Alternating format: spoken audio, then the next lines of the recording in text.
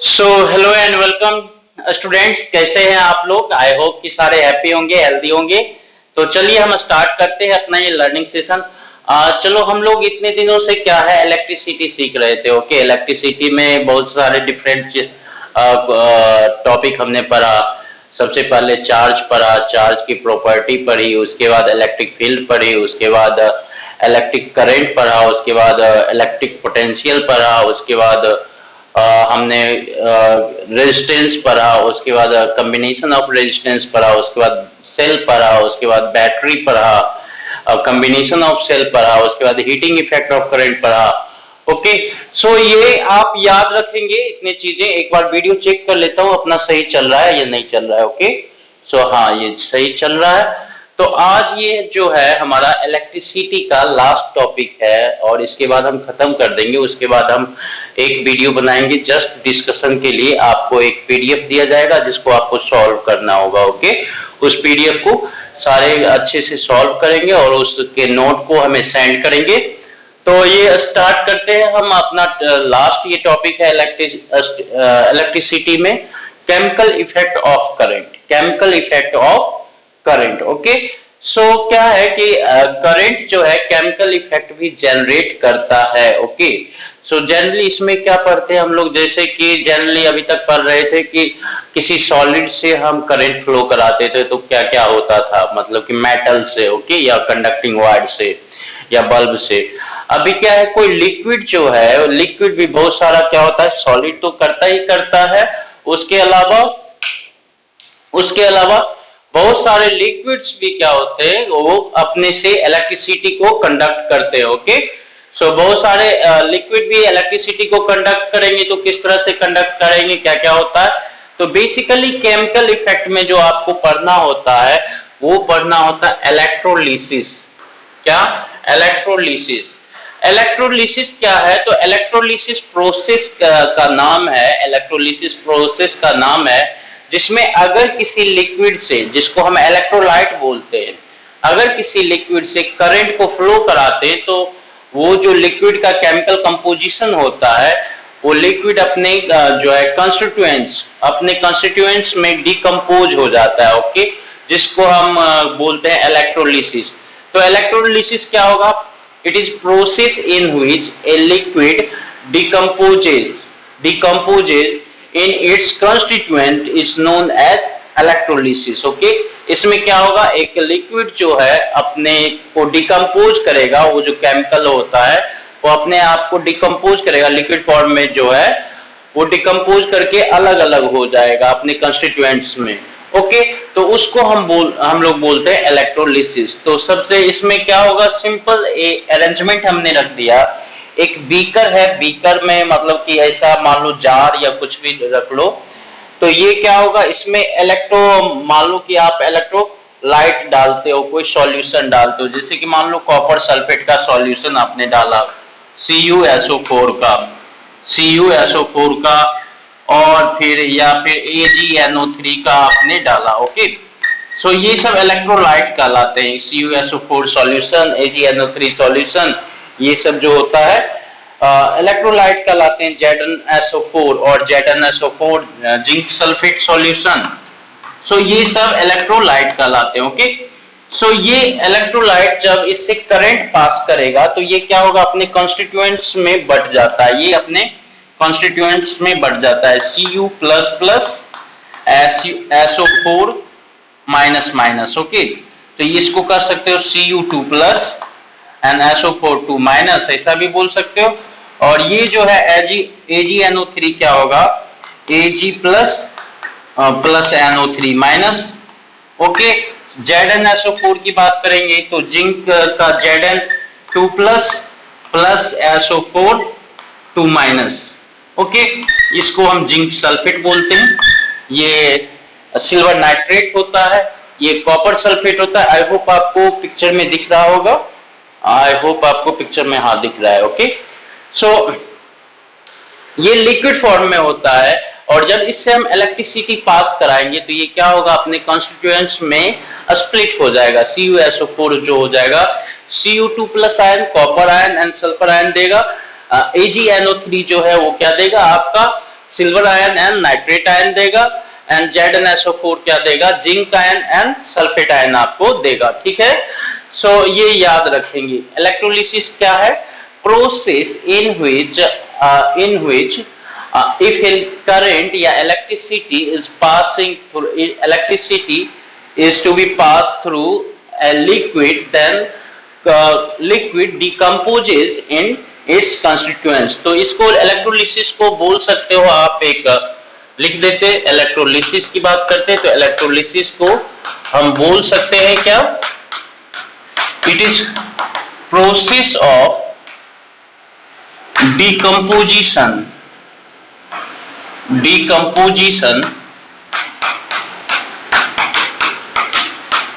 in which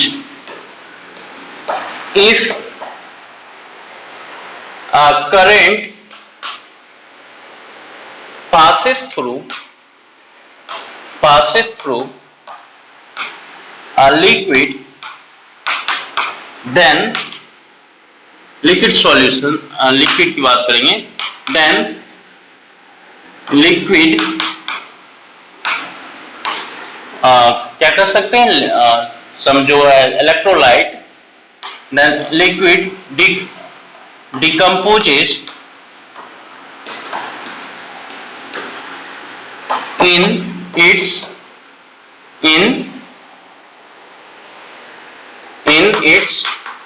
constituents।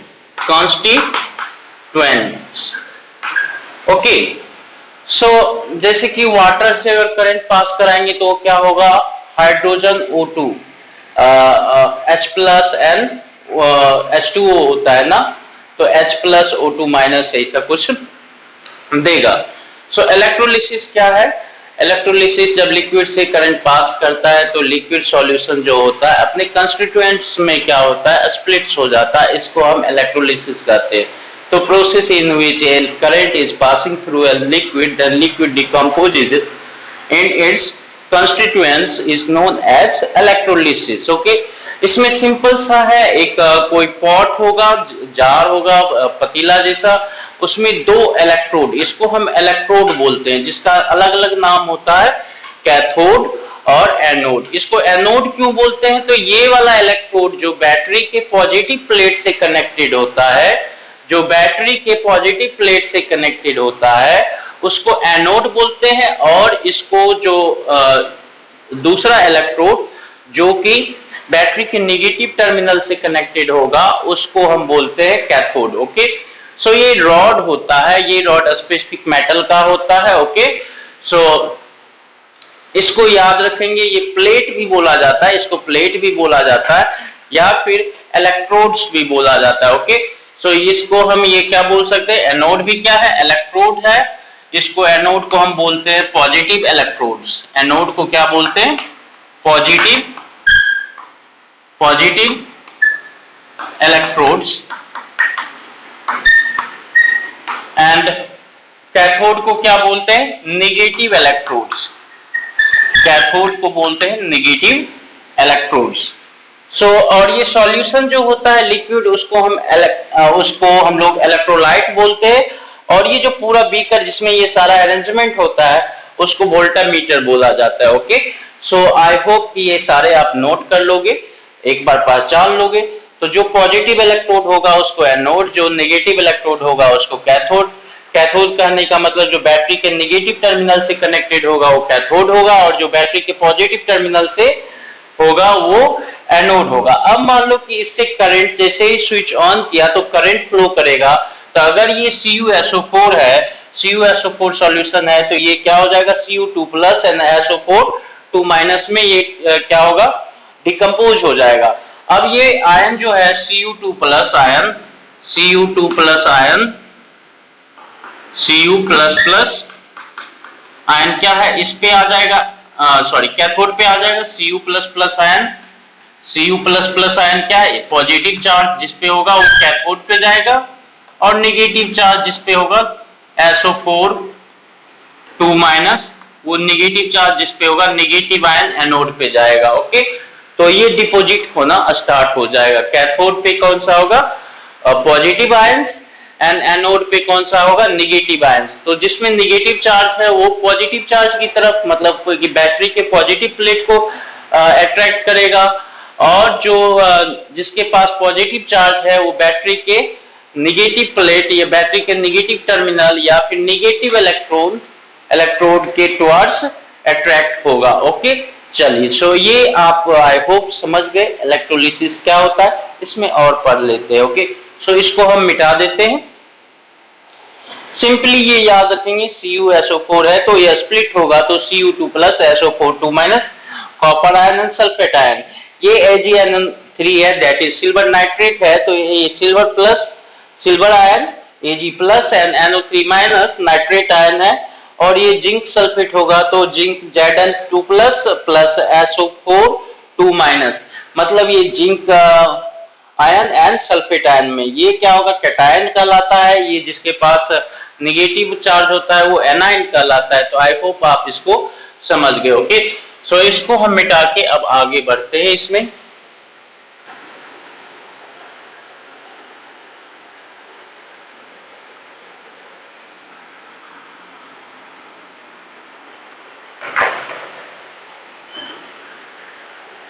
Electrolysis of water की बात करेंगे। इलेक्ट्रोलिसिस ऑफ वाटर, तो इलेक्ट्रोलिसिस ऑफ वाटर में क्या हो जाएगा, ये इस तरह से ट्यूब होता है और ये इस तरह से ट्यूब होता है। मान लो ये जो है ये वाटर है, ये वाटर है। इस तरह से हम दो इलेक्ट्रोड लगा देते हैं यहाँ पे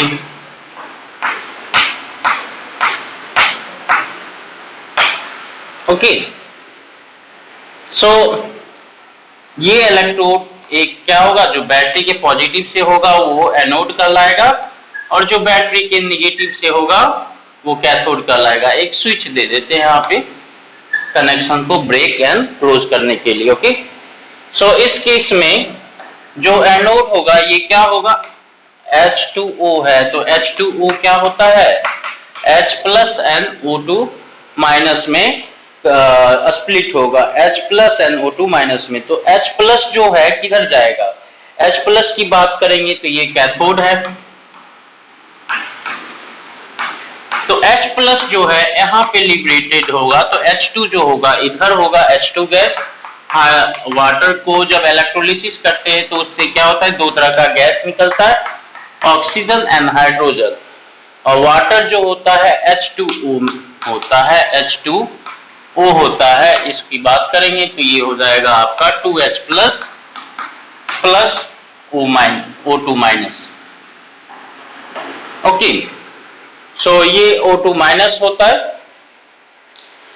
अब इसमें देखो यहाँ पे, तो ये इसको आप ऐसे भी लिख सकते हैं, हाफ O2 माइनस, इसको ऐसा भी समझो। ओके, सो ये आप इसको H2 प्लस भी समझ सकते हो।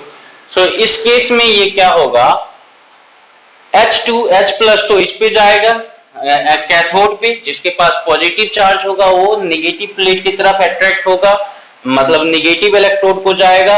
और ये क्या है, एनोड है, तो एनोड पे क्या होगा, एनोड पे O2 लिबरेट होगा, एनोड पे O2 लिबरेट होगा, और कैथोड पे क्या होगा, H2 लिबरेट होगा। ओके, सो जब प्योर वाटर होता है उससे करंट फ्लो कराया जाता है, तो वाटर क्या है, इलेक्ट्रिसिटी का कंडक्टर है। तो उसके एनोड पे O2 लिबरेट होता है और कैथोड पे H2 लिबरेट होता है। इसको याद रखेंगे। अगर इसमें ही अगर आपको, इसको हम मिटा देते हैं, आप नोट करेंगे, अगर CuSO4 है तो ये क्या हो जाएगा, Cu2 plus plus SO4 2 minus. तो जो पॉजिटिव जो होगा, अगर मान लो कि इस तरह से CuSO4 है, दो रॉड है,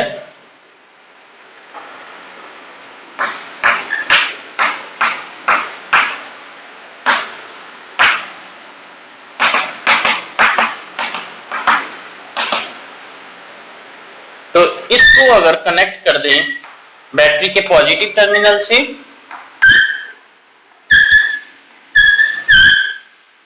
और इसको हम इस तरह से कनेक्ट कर दें तो ये जो होगा Cu2 प्लस NaSO4 2 माइनस, तो इसकी बात करेंगे तो ये होगा आपका CO2 प्लस की बात करें तो ये हो जाएगा आपका कॉपर। ये कॉपर प्लस जो है कॉपर आयन, पॉजिटिव आयन जो है कहाँ जाएगा आप बताओ? ये कैथोड पे जाएगा तो Cu इस पे जाके अट्रैक्ट होगा, Cu इधर जाएगा और सल्फेट आयन एनोड पे जाएगा, SO4 इधर जाएगा। ओके, सो कैथोड का काम क्या है? कैथोड का काम क्या है? कैथोड जो है इलेक्ट्रॉन प्रोवाइड कराएगा, तो Cu2 प्लस जो है इलेक्ट्रॉन लेके Cu में कन्वर्ट हो जाएगा एंड SO4 2 माइनस जो है अपना इलेक्ट्रॉन एनोड को देकर ये क्या SO4 में कन्वर्ट हो जाएगा। ओके, सो ये आई होप समझ गए। ये जो लंबा वाला लाइन होता है वो बैटरी के पॉजिटिव टर्मिनल को रिप्रेजेंट करता है, जो छोटा वाला लाइन होता है वो बैटरी के नेगेटिव टर्मिनल को रिप्रेजेंट करता है। आई होप आपको समझ में आ गया होगा ये। चलिए अब हम बात करते हैं यूज ऑफ इलेक्ट्रोलिसिस। तो यूज ऑफ इलेक्ट्रोलिसिस की बात करेंगे तो बहुत सारे मेटल पे दूसरे मेटल का कोटिंग होता है, जैसे कि घड़ी में ही येलो कलर का कोटिंग है, ओके, गोल्डन कलर का। तो ये हालांकि गोल्ड नहीं है लेकिन सम हाउ कुछ तो मात्रा में क्या होगा, गोल्ड हो सकता है, ओके, या कॉपर होगा या ब्रोंज होगा, व्हाटएवर। स्टील पे ब्रोंज का प्लेटिंग कर रखा है। सो इस केस में इलेक्ट्रोप्लेटिंग मतलब कि एक मेटल पे दूसरे मेटल का कोटिंग करना होता है, तो इलेक्ट्रोप्लेटिंग में हम यूज करते हैं। उसके अलावा बहुत सारे ओर्स होते हैं, मतलब ओर्स करने का मतलब जो माइंस से जो निकलता है मटेरियल उसको ओर बोला जाता है। ओर से हम मेटल को एक्सट्रैक्ट करते हैं, प्योर मेटल, ओके, जैसे कि आयरन है तो आयरन मैग्नेटाइट या हेमेटाइट से एक्सट्रैक्ट किया जाता है। वैसे बहुत सारा ओर्स होता है और उससे मेटल को, प्योर मेटल को एक्सट्रैक्ट किया जाता है प्रोसेस, एक्सट्रैक्शन प्रोसेस से। एंड तीसरा जो होता है प्यूरिफिकेशन ऑफ मेटल, किसी मेटल को प्यूरिफाई करना है, कुछ मिक्सचर है तो उसको प्यूरिफाई करना है, तो उसके लिए भी इलेक्ट्रोलिसिस का यूज करते हैं। और उसके अलावा क्या होता है, इलेक्ट्रोप्लेटिंग सिग्नेचर की बात करेंगे, इलेक्ट्रोटाइपिंग की बात करेंगे, तो जो उसको इलेक्ट्रोटाइपिंग बोलता है। जैसे आपको किसी मेटल पे या किसी ऑर्नामेंट पे अपना नाम लिखवाना है, या फिर घर पे ही गोल्ड से नाम लिखवाना है या सिल्वर से नाम लिखवाना है, तो उस केस में भी हम इलेक्ट्रोलिसिस का यूज कर सकते हैं। Okay, so use of electrolysis की बात करेंगे तो use of application of electrolysis.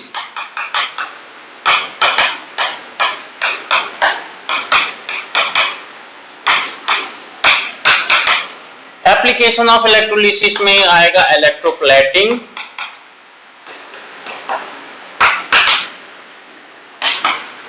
Extraction of metal from ore, electrotyping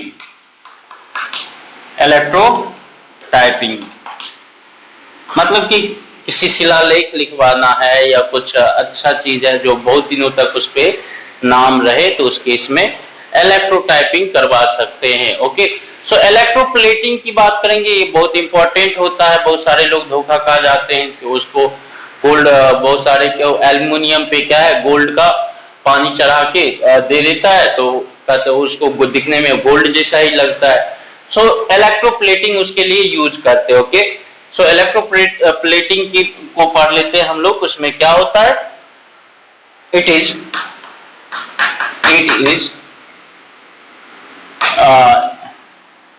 depositing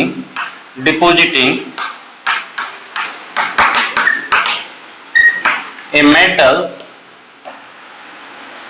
on any other metal। Okay, so किसी मेटल को किसी दूसरे मेटल पे डिपॉजिट करना है, किसी और सॉलिड पे, मेटल जरूरी नहीं है, किसी और सॉलिड पे भी कर सकते। Okay, so it is depositing a metal, it is process of through electrolysis electrolysis process के थ्रू किसी मेटल को दूसरे मेटल पे डिपॉजिट करना क्या कहलाएगा? इलेक्ट्रोप्लेटिंग कहलाएगा। इस केस में क्या होता है, जो कैथोड होता है उसमें कैथोड जो बनाया जाता है जिसपे आपको क्या कहते हैं, आर्टिकल टू बी प्लेटेड, जिसको प्लेट करना है, जिसपे जैसे कि मान लो कि एल्युमिनियम पे आपको सोने का परत चढ़ाना है, एल्युमिनियम पे गोल्ड का लेयर आपको डिपॉजिट करना है, तो उस केस में एल्युमिनियम क्या हो जाएगा? Cathode. So article to be plated, तो ये है एल्युमिनियम। ओके, एनोड की बात करेंगे तो एनोड क्या होता है? जिस मेटल को प्लेट किया जाना है, ओके, तो जिस एनोड की बात करेंगे तो ये जो है जिस मेटल को डिपॉजिट किया जाना है, okay, metal to be deposited. मान लो कि ये गोल्ड है,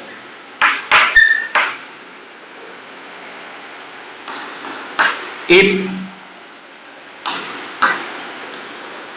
gold layer to be deposited on aluminium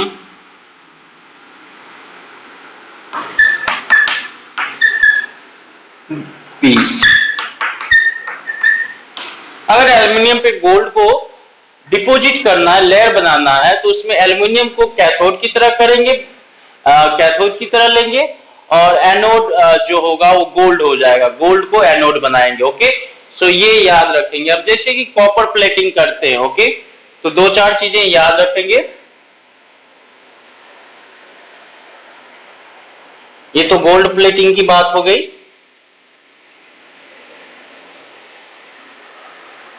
अगर कॉपर प्लेटिंग की बात करेंगे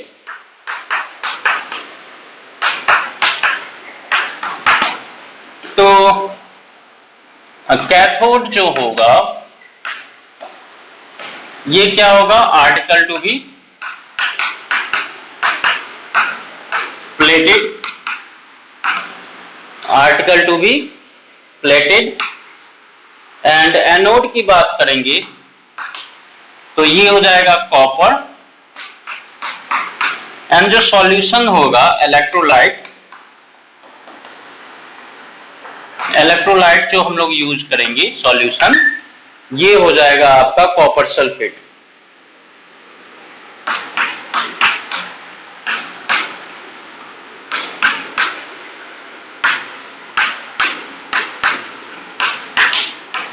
कॉपर सल्फेट सॉल्यूशन।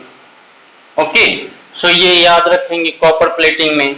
अगर आपको निकेल प्लेटिंग करना है, सिल्वर प्लेटिंग करना है, सिल्वर प्लेटिंग में तो इसमें कैथोड जो हो जाएगा article to be plated, and anode जो होगा सिल्वर का हो जाएगा, एंड इलेक्ट्रोलाइट जो होगा, इलेक्ट्रोलाइट ये हो जाएगा AgNO3, silver nitrate. Okay, AgNO3, इसको क्या पढ़ेंगे हम लोग? Silver nitrate, silver nitrate. Okay, so I hope आप इसको समझ गए। वैसे ही जिंक प्लेटिंग हो सकता है, क्रोमियम प्लेटिंग होता है, निकेल प्लेटिंग होता है। तो जो भी होगा जिसको चढ़ाना होगा, आर्टिकल जो जिसपे निकेल या फिर क्रोमियम का प्लेटिंग करना है, तो आर्टिकल को कैथोड की तरह लेंगे, और कॉपर है, निकेल है, क्रोमियम है, सिल्वर है, ये सब को हम क्या करेंगे? एनोड की तरह लेंगे। एनोड के तरह हम इसको इलेक्ट्रोलिसिस में यूज करेंगे। और इलेक्ट्रोलाइट डिफरेंट के लिए डिफरेंट होता है। ओके, क्रोमियम के लिए क्रोमियम एसिड सॉल्यूशन होता है एंड निकेल के लिए निकेल अमोनियम सल्फेट सॉल्यूशन होता है। निकेल के लिए nickel ammonium sulphate solution. Okay, now हम बात करेंगे law of electrolysis. Law of electrolysis बात करेंगे, law of electrolysis. Okay, so electrolysis आप समझ गए। इलेक्ट्रोलिसिस क्या होता है? जब लिक्विड से इलेक्ट्रिक करंट पास करेगा तो इलेक्ट्रोलिसिस होगा, केमिकल इफेक्ट जनरेट करता है। केमिकल इफेक्ट क्या होता है कि लिक्विड सॉल्यूशन जो है अपने केमिकल कंपोजिशन में क्या होता है, स्प्लिट्स अप हो जाता है। ओके, अपने केमिकल कंस्टिट्यूएंट्स में डिकम्पोज हो जाता है। सो ये होता है आपका लॉ ऑफ इलेक्ट्रोलिसिस। की बात करेंगे तो Faraday's law, law of electrolysis, इसमें दो लॉ होगा। बेसिकली फैराडेज लॉ होता है। फर्स्ट लॉ जो होता है, mass deposited, mass of substance deposited at cathode, cathode is directly proportional to amount of electricity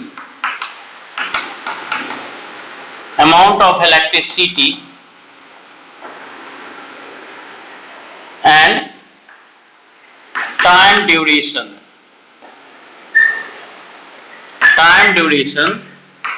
for which electricity has been flown. Okay, so mass जो होगा, mass of substance deposited on cathode, mass of substance deposited at cathode is directly proportional to current I and mass is directly proportional to time during for which this current I flows through electrolyte. Okay, so M equal to हम लिख सकते हैं ZI2, ये है ZI2। Z को याद रखेंगे, यहाँ पे क्या हो, कांस्टेंट ऑफ प्रोपोर्शनलिटी है। Z क्या है, कांस्टेंट ऑफ प्रोपोर्शनलिटी है, बट Z जो कहलाता है आपका इलेक्ट्रोकेमिकल इक्विवेलेंट।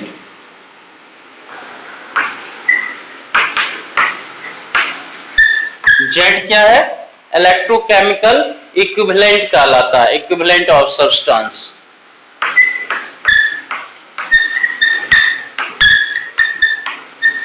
सो ये याद रखेंगे, M इक्वल टू ZI2। पहला जो लॉ है, लॉ फैराडेज ने दिया था बहुत सारा रिसर्च करने के बाद। तो उसने क्या बताया कि कैथोड पे जो मास लिबरेटेड होगा, डिपॉजिट होगा कैथोड पे, वो मास जो है करंट के डायरेक्टली प्रोपोर्शनल होता है and time during for which current is phloem उसके भी प्रोपोर्शनल होता है डायरेक्टली। देन M को हम लिख सकते हैं ZIT। Z constant of proportionality है यहाँ पे, और Z को हम लोग बोलते हैं electrochemical equivalent of substance. I hope आप इसको समझ गए। चलिए दूसरा लॉ क्या है,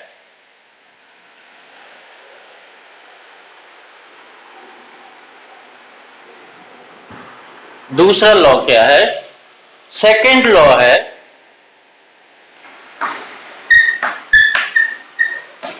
ओके। अगर मान लो कि बहुत सारा इलेक्ट्रोलिसिस सीरीज में कनेक्टेड है, okay, when the same amount of electricity passes through different electrolytes, then second law है, when the same amount of electricity and the same amount of electricity passes through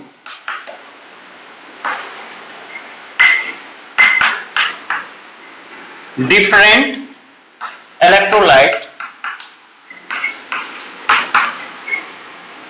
When the same amount of electricity passes through different electrolytes, then mass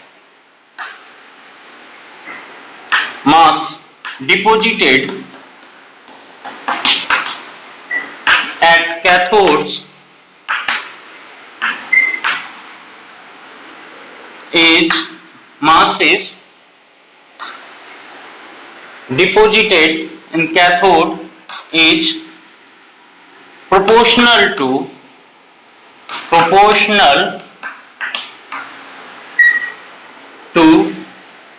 ratio of masses कर सकते हैं, ratio of masses deposited at cathode is equal to कर सकते हैं, proportional की जगह equal to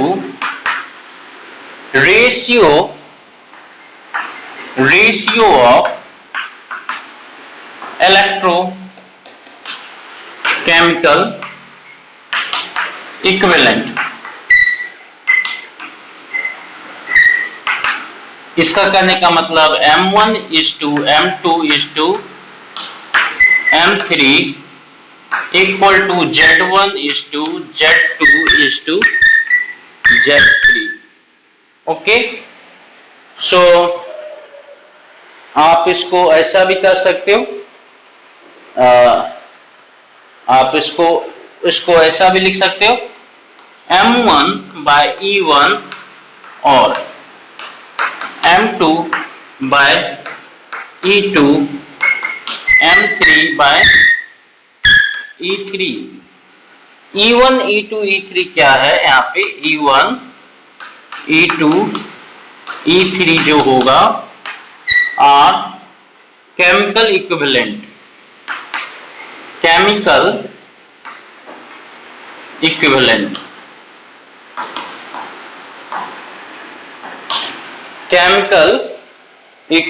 हो गया. ओके, एंड जेड जो होता है इलेक्ट्रोकेमिकल इक्विवेलेंट. जेड क्या होता है, इलेक्ट्रोकेमिकल इक्विवेलेंट. ई होता है केमिकल इक्विवेलेंट. आप लोग पढ़ोगे केमिस्ट्री में केमिकल इक्विवेलेंट किस तरह से कैलकुलेट किया जाता है. सो इसको हम याद रखेंगे. दूसरा आप ये भी कर सकते हो कि E1 is to E2 is to E3, इसको हम आगे लिखते हैं.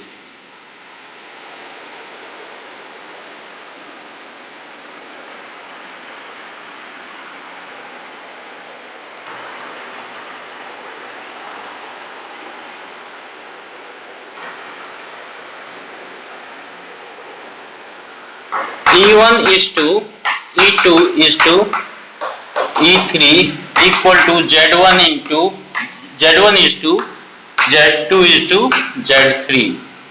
ओके, E क्या होगा, केमिकल इक्विवेलेंट.